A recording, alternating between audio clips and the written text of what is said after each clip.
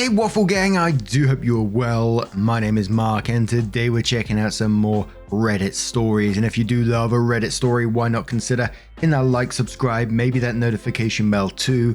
Let's crack on with today's first story. Now, I was sent this one on Twitter, saw the title and was like, hold on, wait a minute. And it's from Throwaway Vampy, and there is a couple of warnings on the story, so if you do want to skip it, please feel free to do so. It says it contains emotional abuse and manipulation and also sexual abuse as well. And it says, I've been living with my girlfriend, 26 female, for almost a month, dating for 1.5 years. She's revealing an increasing interest in vampire role-playing, which was fun at first, but now I'm, 24 male, worrying it's going too far. Okay, so basically we've been seeing each other for a while and have talked a lot about moving in together. We spent a lot of time at each other's places anyway. And so once this COVID thing was getting more serious, we figured now was a good time to just bite the bullet and do it. I was nervous, obviously, due to the fact we'd been spending most of the day together.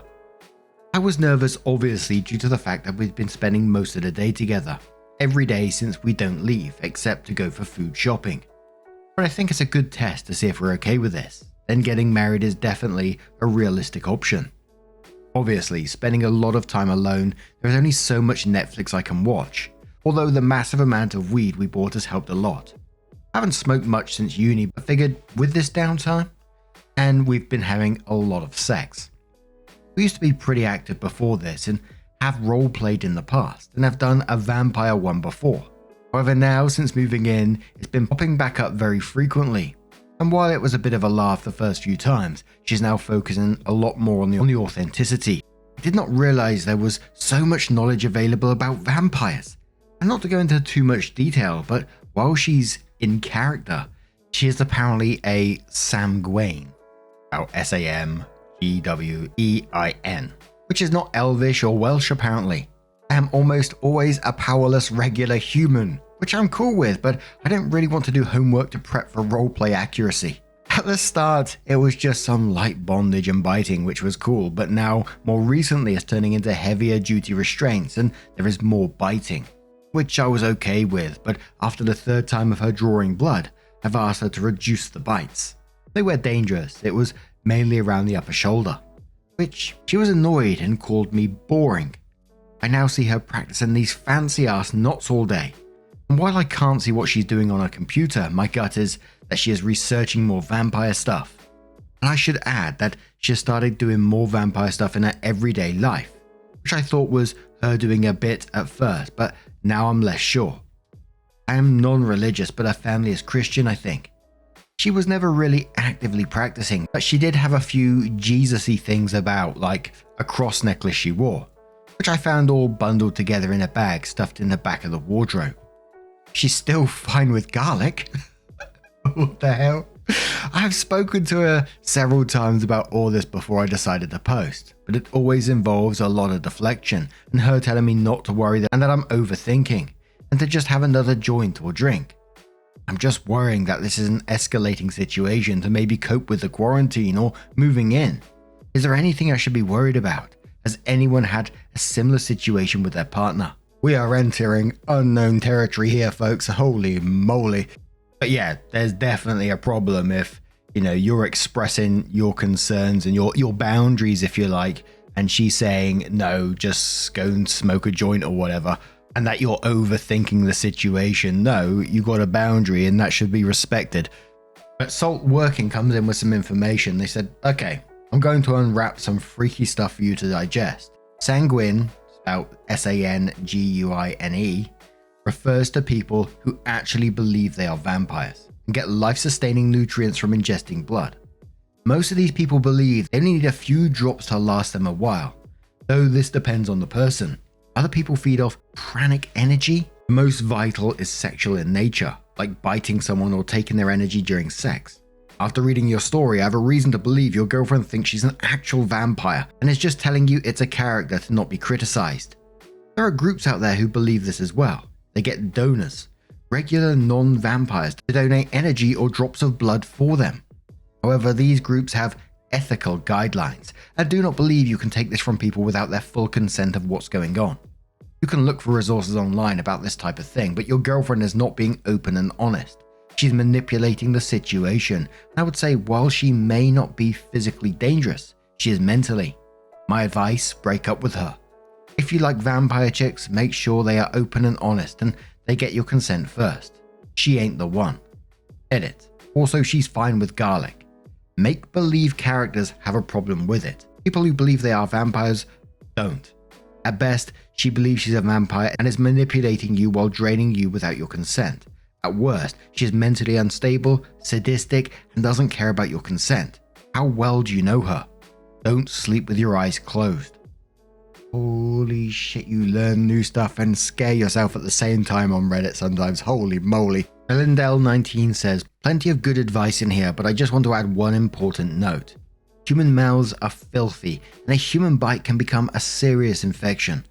Make sure your tetanus vaccine is up to date. Seriously.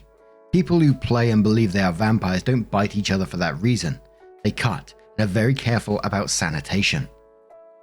Panty Panda says, listen, I think it's important to point out that her being into vampire stuff isn't really the problem. People can be into vampire stuff and that's fine. The most important thing here is that your partner is going against your wishes during sex without your consent and then shaming you for it. She's also doing things that are upsetting or concerning you, and instead of actually talking about it, she's telling you to smoke weed or drink to forget about it.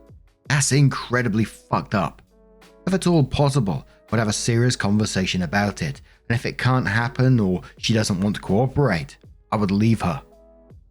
So, OP did come in with her update and says, so I'm aware this is kinda a delayed update, but in all honesty, after making the post I was fully prepared to leave it, move on and deal with it myself. As well as some personal issues, I just didn't really see this as a priority for me. I just want to say I read lots of the comments, even a few of the Twitter ones, and the first thing I want to get off my chest is that, holy fuck, it's Sanguine, not Sam Gwain. OP originally thought it was like a name. I feel like such a fucking idiot. It made research so much easier. I watched all of the Lord of the Rings but didn't learn anything about them. My friend is part Welsh, but he didn't know what I meant and had to drop it quickly to avoid embarrassment. There was so many results on it online and it seemed pretty daunting, so I didn't read much into it yet. I'm waiting for when I'm in a good reading mood. I would just get straight to the point and say I don't know exactly what I would call the current status on my relationship with her, but it's definitely ending. I'm thankful people recognize my situation as potentially abusive. It sounds weird, but until it was pointed out, it hadn't really clicked with me. She has always been somewhat assertive before. She works in a demanding field and knows what she wants. And I've been all too willing to go along with anything because she always knew better. For the first week after my post, I skirted around the idea of saying anything to her because she gets very upset easily, and I didn't want to have a confrontation. Most arguments we had seemed one-sided, and I would always compromise in the end, even doing stuff I wasn't comfortable with. The vampire stuff isn't the first weird horror roleplay we've had. I was happy to go along with the vamp stuff because it required literally hours less preparation than some of the other stuff we did. The silver lining was that I never had to do much. She would do 95% of the prep. She spent hours one time doing makeup, and all I had to do was get a red balloon. I think that level of dedication is something I really admire about her. Things had calmed down for the first and second week, probably because my girlfriend's work had picked up, and she mentioned some developments into memorizing me. I think to draw. She's a really nifty artist, and truth be told, a nice distraction from the world events. I have even begun cooking recently as a hobby, and so lent more into that. Although I struggle with cooking with meat, it makes me feel sick. I've only really started eating it in the last few months, as it made making dishes for the both of us a lot easier. I also reduced my smoking quite a bit, as I feel like it was harming my judgment. And I only really have a couple of beers a day at most now, and I feel a lot more healthy. After this, I was feeling myself in a much healthier mindset, and so a couple of weeks ago at dinner, I brought up the vampire stuff. Although she took that to mean I wanted to progress it further. I wish I could say I was able to summarize my feelings succinctly, but for some reason, as soon as I started saying I wasn't comfortable with the direction this was all taking, I started hyperventilating and had what I think was a panic attack. My girlfriend started crying. She thought I was having a heart attack or something, and her inhaler did fuck all as well. After I'd calmed down, I was able to get across to her what I was trying to say. But it turned heated quite quickly. She said I was trying to shame her, but all I was trying to say was that I didn't want to bleed. It's not normal to go through this many plasters. I'd aimed that as a joke, which is the go-to method to diffuse a situation, but she did not consider it funny at all, which is stupid because I'm the one who was being bled. We didn't really talk for a couple of days and tensions were high, but we had a rational discussion a few days ago where we came to the conclusion the relationship wasn't working. Obviously we can't just up and leave right now, so we're still together for the time being.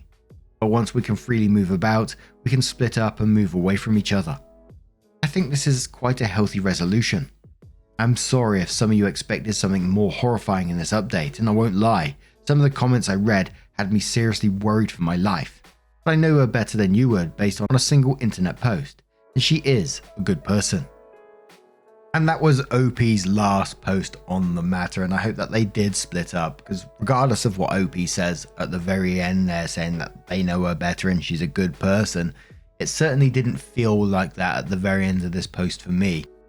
She saw that you were struggling with that conversation, was worried for you, etc. And when you did calm down and you was trying to express what you were saying, it turned heated quite quickly. And she said that you're trying to shame her, so she was trying to switch the situation back around you rather than accept that you had boundaries like you did in the first post, and she played down your concerns in that one as well. The simple fact of the matter is, consent needs to go both ways with these things. You're not shaming her for not wanting to take part in it. You're not shaming her for saying that you don't want to bleed. And I'm not trying to make light of this situation because obviously what OP is going through is pretty serious for them, right? I had to pause on the red balloon thing and I was thinking, oh my word, what's she up to now? And I have to admit, it instantly made me think of Pennywise. It made me think of the film It. Single red balloon. I think that would pop up in most people's heads. Maybe that's just me. Let me know your thoughts down in the comments below and what you think of this story. Holy moly. Wasn't expecting that one first thing in the morning. But let's move on to another story. And our next story does come with an update as well from Minute Ship 4330 from the Am I Wrong subreddit, who says, I didn't invite one of my best friends to my girlfriend's birthday and he's upset. I'm 26 male. My girlfriend, 22 female, is turning 23 in March and I'm organising a surprise birthday dinner for her at a large restaurant with some of mine and her friends. We've been dating since December 2020 and I plan on proposing to her this year. She likes most of my friends except for one of them. One of my best friends, 26 male, who I've known since 2009 when we were 12 years old, despises him. She says he's rude and insufferable to be around. Her friends also don't like him. I don't know why, but whenever we're all together, those two don't get along. He's also more critical of her to me than any of my other friends. To be fair, he's like that towards everyone's girlfriend. He prides himself on being a shit talker, but the rest of us have learned to ignore him. It's to the point where my girl explicitly tells me she won't go out with my friends and I if he's there. I hate to use an Office reference, but it's almost comparable to how much Pam and Ryan don't like each other in the later seasons, except slightly worse. So of course, I'd be stupid to invite him to her birthday party, right? I thought that was a pretty reasonable decision. I told her earlier this month I'd take her to a fancy and expensive Mediterranean restaurant she's always been wanting to go to for her birthday as a date. What she doesn't know is I made the reservation for 20 people. 6 of my friends who she likes, 13 of hers and her sister. They all know. We have a group chat and we're keeping it a secret. Today at work, he messages me asking where his invite was. I'm not even sure how he found out, but obviously one of my friends must have let it slip. Which doesn't make sense since we agreed he shouldn't be there. I explained that she doesn't really like him and inviting him to her birthday would be disrespectful, adding in that if it were mine, he'd be one of the first I'd invite. He tells me how betrayed he felt that I left him out like that on such a big occasion, and a few more blocks of text venting to me. Never seen him that serious. He's usually a goofball in our text convos. I mean, I feel bad leaving him out, but why would I invite someone my girlfriend actively dislikes to her birthday? Am I wrong? Now, the first line that popped into my head after I read this is, that's just how I am. You know, you've got to excuse his shit because that's just how he is excuse. We've seen it time and time again. And, you know, the girlfriend knows this. All her friends don't want to be around him either. And even yourself know this because he prides himself on being a shit talker, but it's all excused because that's just how he is. You know, shove that noise. The fact is, he needs to be told that he's making a whole bunch of people uncomfortable, and that's why he's not being invited to places. And the fact that when he was told about this, instead of taking a step back, of course, yeah, you're going to be shocked to be told that someone doesn't like you, of course, but to label yourself as a shit talker and then find out when someone doesn't like you that should seriously make you take a step back and think, shit, yeah, I've really messed up here. Can I have the chance to apologize? A bit of self-reflection of some sort, but it wasn't. He continued to complain at how he feels betrayed and send you blocks of text venting to you. Kind of says it all to me, but relevant comments. Crocodile Zebra Milk says, so your girlfriend sees your friend's behavior as an issue and refuses to be around him. Her friends see your friend's behavior as an issue and refuse to be around him. You and your friends admit you all see an issue and choose to ignore it. It sounds like your best friend is the arsehole wherever he goes, and you and your friend group just enable his behavior to the point where he thinks it's okay to continue to act this way. Opie says, when I say we ignore it, I just mean we just stop taking a lot of what he says with more than a grain of salt. You tell him to shut the fuck up a lot of the time, but if he doesn't listen, then hey, what can you do? He wasn't always like this. It just happened in the past 2 years. Not a bad person, but can be annoying as fuck sometimes, which we also tell him to his face. Local Gazelle 538 says, tell him if he stops being an arsehole and shit talking, then he might get invited to things. Tell him all your friend group is over it and he needs to cut it out. If something happened 2 years ago to change his personality, then suggest therapy. Opie says, I think it was literally just spending time online 24/7 during 2020 and 2021. And someone suggests to OP that his girlfriend is controlling him and not letting him have friends, and OP says she's not controlling at all. Never told me I can't be friends with him, but she hates his guts and personally doesn't want to see his face.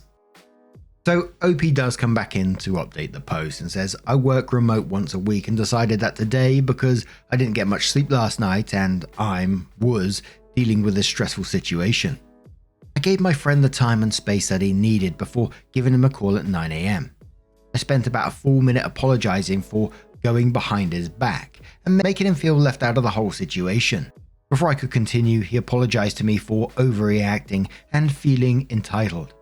After that, I spent about 5 minutes telling him that the way he behaves in front of her friends, and other people's girlfriends is unacceptable. He needs to work on the way that he treats them and other people outside our friend group. I told him that this is my future wife, the future mother of my children. She will be a part of my life and just as importantly, his life as well if we are friends. I'm not going to ignore any more disrespect towards my woman, and if he keeps this up, he will not be able to make it to our wedding. I told him that he's important to me and I want him to be a part of our life, but in order for that to happen, he needs to find a way to fix his behavior around our partners.